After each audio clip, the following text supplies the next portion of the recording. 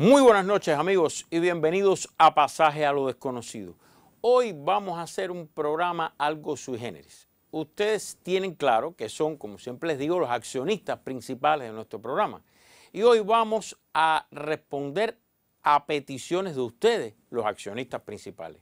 ¿De qué les hablo? Bueno, durante años ya, o bastante tiempo, ustedes nos han enviado por las redes sociales, a los mecanismos que tenemos, la página de Facebook, en YouTube, etcétera, preguntas concretas o bastante específicas sobre enfermedades poco comunes. O sea, estamos hablando de personas que ven el programa y nos piden que si podemos buscar una explicación, que si podemos ayudarlos, que si podemos explicar con la explicación de enfermedades poco comunes. Pues bien, ¿qué vamos a hacer hoy? Hemos seleccionado un grupo de ellas. Quizás hoy no podamos responder a todas, pero como principio vamos a responder de una manera u otra todas las preguntas de ustedes, sea en otro momento, buscaremos cómo hacerlo, con relación a enfermedades poco comunes. Así que ponemos en pantalla su pregunta y vamos a tener un equipo de científicos, doctores de primer nivel respondiendo sus preguntas. ¿Le interesa? Acompáñenme. Efectivamente, ya estamos aquí en el estudio y vamos a tener con nosotros un invitado de lujo y vamos también a entrevistar a otra invitada de lujo sobre estos temas. Por el momento aquí en el estudio le doy la bienvenida al doctor Javier Sánchez del Instituto de Neurología de Cuba. ¿Lo dije correcto, doctor? Correcto. Muchísimas gracias por acceder y bienvenido al programa. Y nos vamos con la primera de las preguntas enviadas por ustedes. Vamos a la pantalla. Rafael Vicente Santamaría. Hace 6 meses padezco de una enfermedad poco conocida y que estadísticamente a nivel mundial representa solamente 10 casos por cada 1.000.000 de habitantes. Se llama miastenia gravis y lo interesante e importante de su divulgación es por lo difícil de realizar su diagnóstico, sobre todo a nivel primario, donde es prácticamente desconocida, no en Cuba solamente, sino a nivel internacional. Doctor, adelante. La miastenia gravis es una enfermedad neurológica muy interesante. Es una enfermedad en la cual ocurre un agotamiento muscular. El paciente tiene una fluctuación en el tiempo. Cuando el paciente hace ejercicio, se agota. Cuando hace reposo, mejora en este caso la fuerza muscular. Esta debilidad fluctuante va a ser, entre los síntomas y signos, la característica fundamental de esta patología. Es una enfermedad de base inmunológica, en la cual se crean anticuerpos, en este caso, contra un determinado receptor que está en nuestro organismo precisamente en el músculo, en la membrana sináptica muscular. Es muy interesante hablar y explicar que el sistema nervioso se comunica, en este caso, con el sistema muscular a través de las terminaciones, que llegan hasta el músculo llevando los impulsos de nuestro sistema nervioso. Por ejemplo, para levantar un brazo, levantar una pierna, para poder caminar. Para que esta información llegue correctamente desde el sistema nervioso al aparato muscular, este debe recibir esta información a través de neurotransmisores, uno fundamental, la acetilcolina, a nivel de la unión neuromuscular.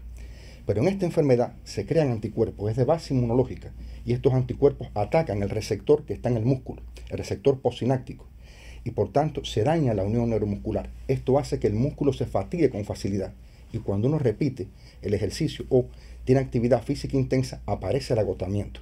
Agotamiento que mejora cuando el paciente hace reposo, es decir, es una debilidad muscular fluctuante, y esto es un sello que caracteriza y le da personalidad propia a esta entidad. La miastenia gravis tiene esta base inmunológica, tiene estos anticuerpos, en este caso, contra estos músculos, y fundamentalmente se van agotando los músculos que tienen que vencer la gravedad, músculos que tienen que luchar contra 9,8 metros partidos segundo al cuadrado de resistencia, como son, por ejemplo, el elevador del párpado, los músculos oculares que tienen un gran movimiento durante todo el día, incluso también horas nocturnas, la musculatura de la deglución y la fonación, que también tienen que vencer la gravedad, el músculo diafragma para la ventilación, y el resto de la musculatura que también se puede afectar. Y esto es muy interesante, porque esta enfermedad tiene varias formas clínicas, y es verdad que a veces no es muy conocida. La forma más común, la forma ocular, en este caso tipo 1, pero están las formas de debilidad muscular generalizadas, ligeras y moderadas. La tipo 2, una variante aguda fulminante y una variante severa tardía. Es una enfermedad que puede aparecer en cualquier momento de la vida, pero tiene picos, sobre todo en edades jóvenes, en la segunda, tercera, cuarta década de la vida. Como dije anteriormente, el paciente siente que cuando hace ejercicio se agota, o visión doble, comienza a ver doble, o caída de un párpado, en este caso, se va agotando a medida que avanza el día y hay ptosis palpebral. También hay dificultad en la musculatura, como dije, de la fonación y la deglución para hablar, para tragar, para sonreír. Se invierte la sonrisa invertida. El paciente con la caída de los párpados tiene que levantar la vista para poder ver mejor, mirada del astronauta, como se le conoce en clínica. Y este sello marca la enfermedad y nos pone, en este caso, al facultativo cuando ve estos síntomas y signos que estamos posiblemente en presencia de una miastenia gravis o enfermedad neuromuscular donde se daña la placa motora. Ahora, a ver si le entendí. Fíjese que yo los términos los dejé tranquilo, no le dije nada, aunque usted, como siempre, en el mejor sentido pedagógico, me quedé suspenso en algunos términos. A ver si yo le entendí. Para el movimiento tiene que haber una comunicación entre el músculo determinado y el cerebro. Exacto, una comunicación. O sea, el cerebro es que da la orden. Exacto. Voy a levantar la mano, es una orden que da el cerebro al músculo y el músculo la cumple. Ahora, ¿qué es lo que pasa? Que anticuerpos atacan el músculo. Atacan la membrana del músculo, receptores acetilcolina, receptores colinérgicos que están en la membrana del músculo, anticuerpos que dañan este receptor, y cuando el neurotransmisor que viene de la parte nerviosa a estimularlo llega a él, no lo logra hacer. Cuando llega la orden, no logra porque está... Ahora, esos anticuerpos, ¿qué provoca que lleguen ahí y ataquen? ¿Cuál es la causa de que ese anticuerpo llegue al músculo del párpado, como usted dijo, de la mano, y entonces cuando llegue la orden del cerebro de que tiene que actuar? Usted discúlpeme que yo hable así, tampoco sí. Científicamente estoy... yo soy un profano y yo me paso la vida aprendiendo aquí de ustedes. Y entonces llega la orden, pero no la puede cumplir, ¿no? Exacto. Entonces, pero ese anticuerpo, ¿de dónde sale y por qué ataca ese músculo? Como dije anteriormente, Taladrí, es una enfermedad de base inmunológica. El fallo está en el sistema inmune. Es muy importante, esta es una enfermedad de base autoinmune. Es decir, nuestro sistema inmunológico tiene que reconocer todos los componentes de nuestro organismo. De hecho, cuando se forman todos los tejidos, todos se presentan al sistema inmune, como diciéndome, recuérdate de mí cuando estés en tu reino. No me olvides que soy parte tuya, no me crees a mí anticuerpo. Lo cierto es que está involucrada una glándula conocida como glándula de timo. El timo es una glándula que está en nuestro tórax y se desarrolla sobre todo en la infancia, alcanza su esplendor a los 2 o 3 años de vida, después involuciona. Pero hay células miógenas, iguales a las células musculares en nuestro timo, y el sistema inmune logra fallar, hace un fallo realmente en el cual crea anticuerpos contra algo propio del organismo, es decir, contra el receptor que está en la membrana postsináptica del músculo. O sea, porque esos anticuerpos, por lo que yo tengo entendido siempre, son para defender, ¿no? Exacto. De cosas, de enemigos que entran al cuerpo, ¿no? Pero no para atacar el mismo Pero cuerpo. En este caso están atacando un enemigo que no existe, están atacando el propio cuerpo. Exacto, atacan este receptor proteico, por supuesto una proteína importante, lo atacan, lo bloquean y entonces dañan en este caso la unión neuromuscular. Entonces no se produce bien la comunicación entre el sistema nervioso y el aparato muscular. Esto es muy importante, por eso decimos de base inmunológica. El fallo está en el sistema inmune, la diana va a ser el músculo y al final, por supuesto, al no llegar el impulso nervioso como debe ser a este músculo, aparece el agotamiento muscular. Esto que le voy a preguntar quizá no es correcto lo que voy a decir, pero por diversas razones. Hay una enfermedad que yo conocí y desgraciadamente atacó y le quitó la vida a alguien muy querido por mí. Y tiene que ver, el nombre porque se le conoce, tiene que ver con el béisbol, la enfermedad de Lou Gehrig. ¿Se parece a esto? No. La enfermedad de Lou Gehrig o enfermedad de pelotero, primera base de los Yankees de Nueva York, excelente. Lou Gehrig, ¿le pasó? De jugo, excelente.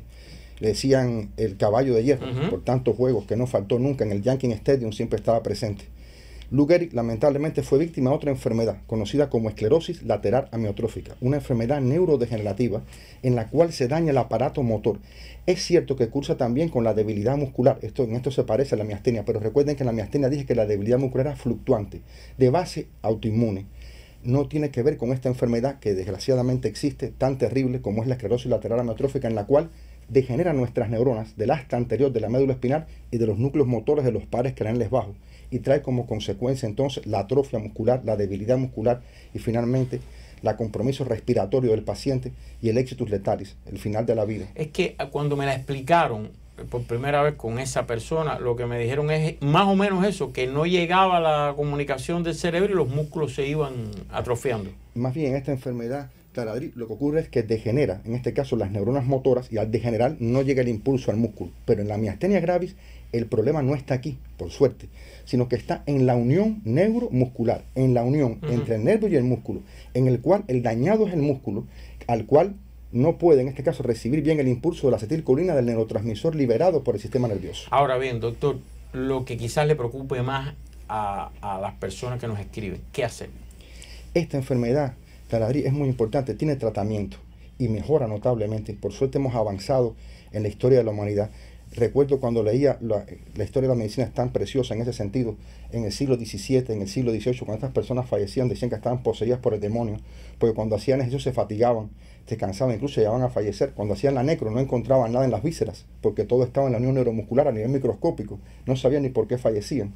Pero realmente es una enfermedad importante y tiene tratamiento, y el paciente logra mejorar su calidad de vida y logra avanzar en la vida si se hace correctamente y se trata correctamente. A ver, una persona que esté ahora en una provincia X del país cualquiera, ¿qué debe hacer en concreto si empieza a tener estos síntomas? Exacto. Si una persona tiene debilidad muscular, si se fatiga al ejercicio, si aparece la dificultad para la fonación, para la deglución, esta debilidad mejora con el reposo, como dije anteriormente, y empeora con el esfuerzo físico, debe acudir, en este caso, al especialista, al neurólogo, al clínico también que las domina, pero sobre todo al neurólogo, que la va a identificar muy bien.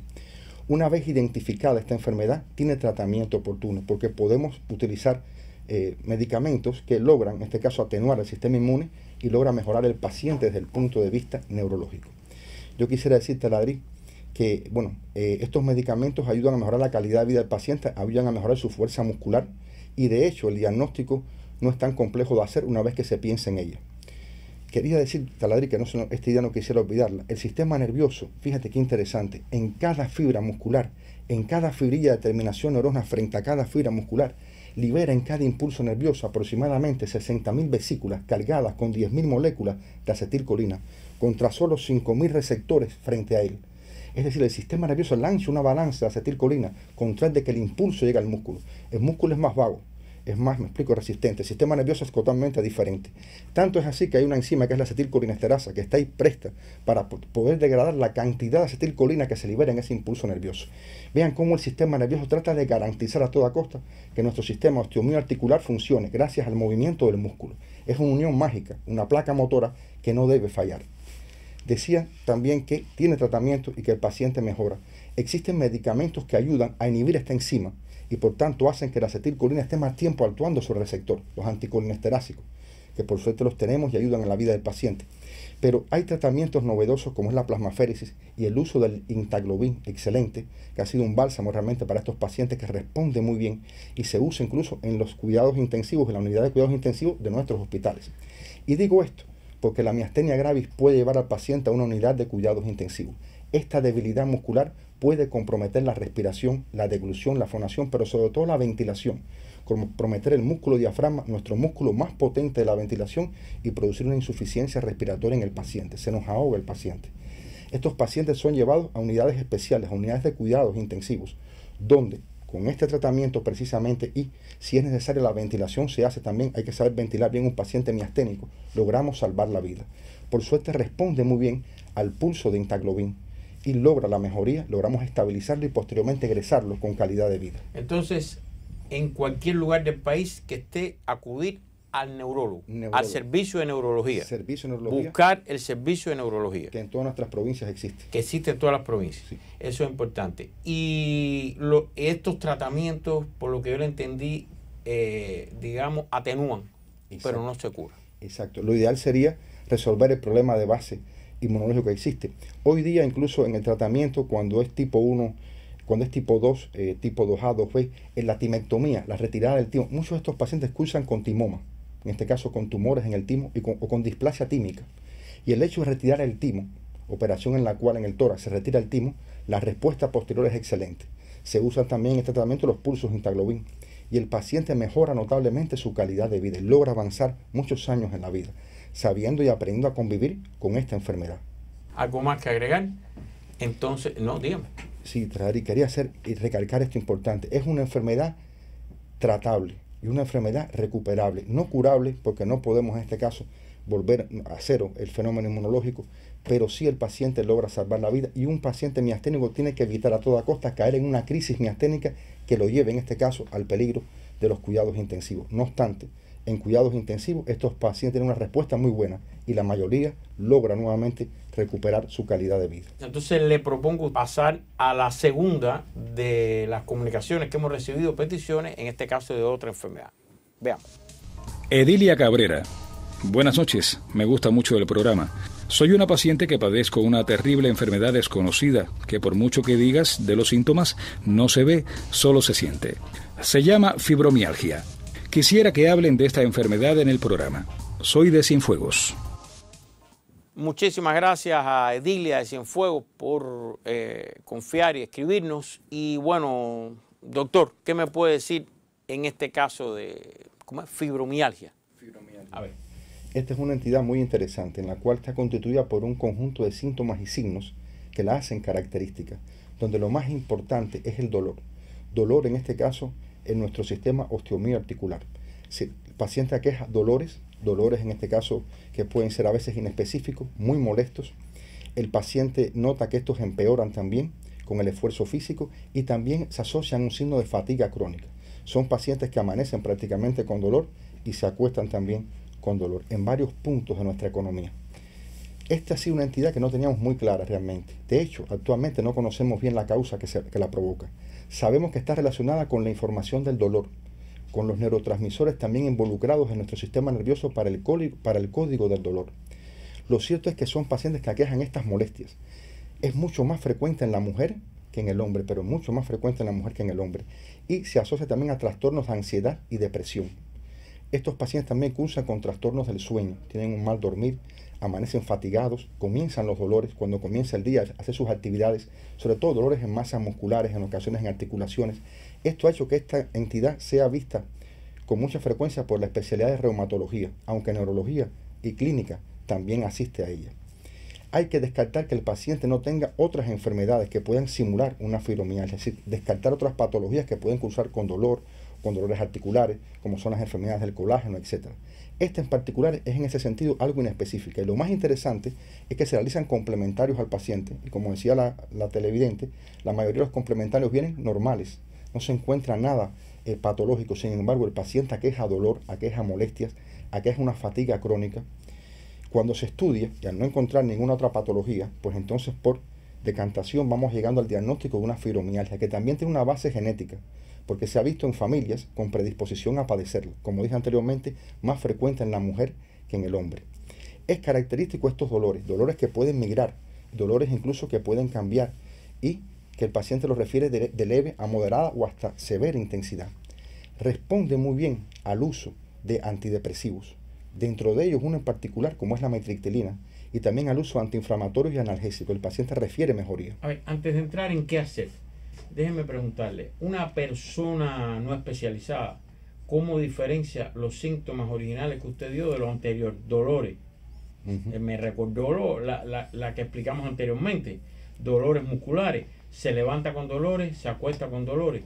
¿Cómo se sabe que no es, cómo se llamaba la anterior? La miastenia grave. La miastenia grave. ¿Cómo es la? Porque son, o sea, para uno especialista. Y después usted, yo creo que le entendí de que es difícil de diferenciar. Sí. A ver.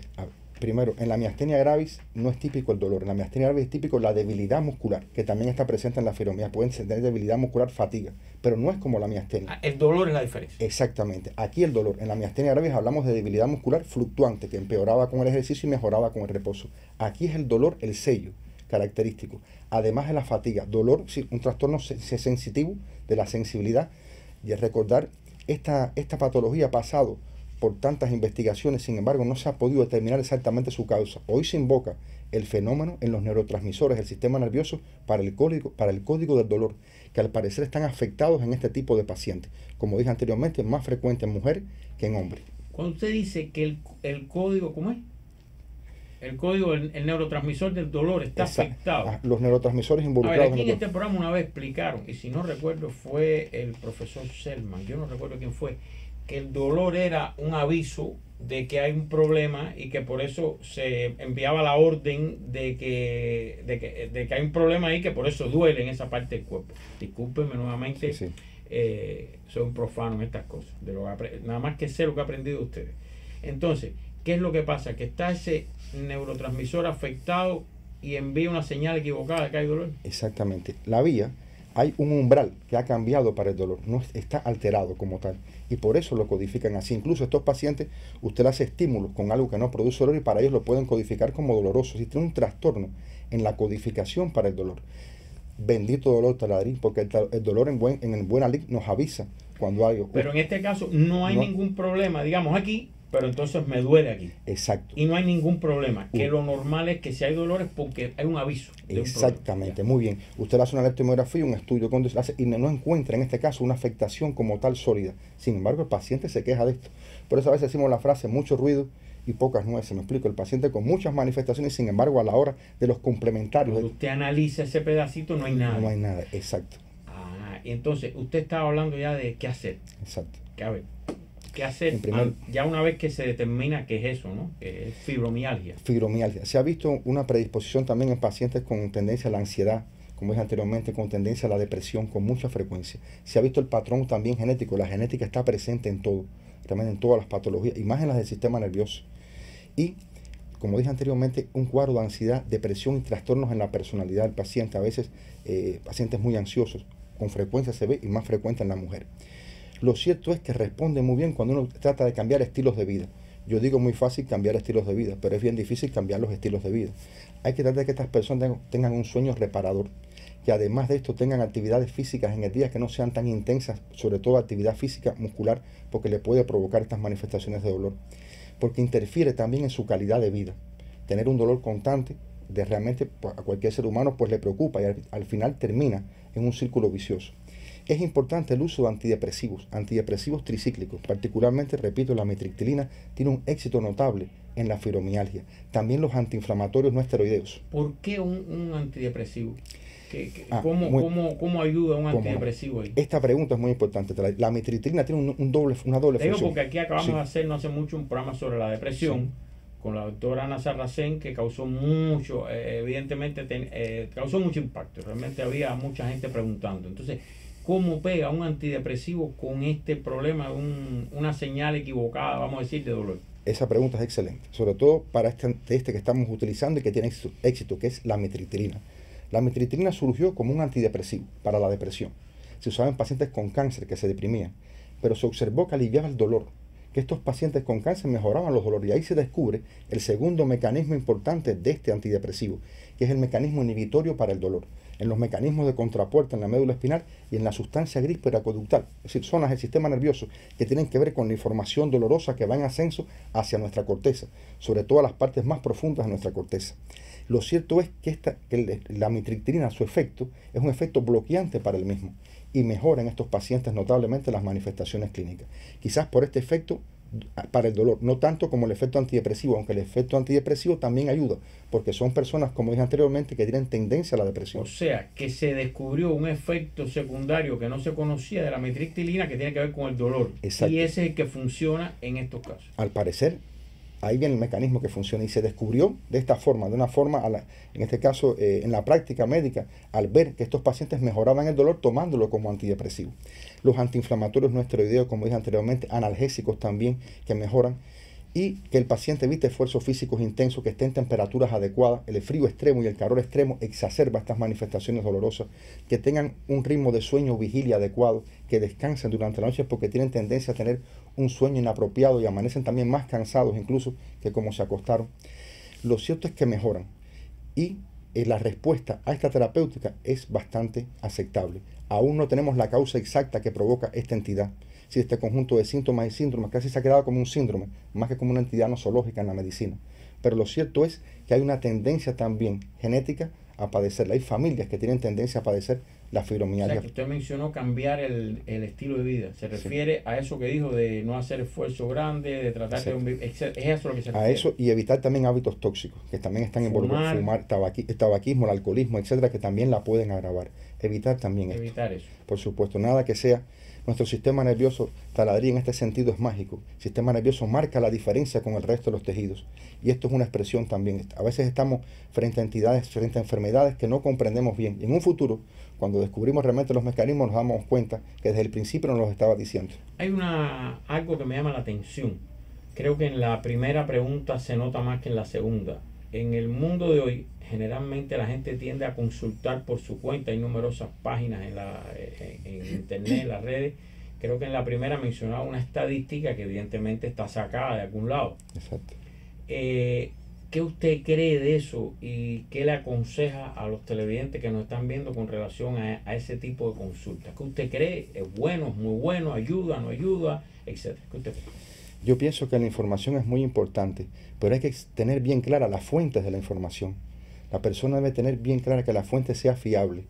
Buscar información, eso es lo más importante, porque el ser humano nacimos para eso. Nuestro sistema nervioso está diseñado para aprender hasta el último día de la vida y queremos siempre buscar nueva información. Nos quedamos siempre satisfechos, pero hay que buscar bien la fuente, Taladri.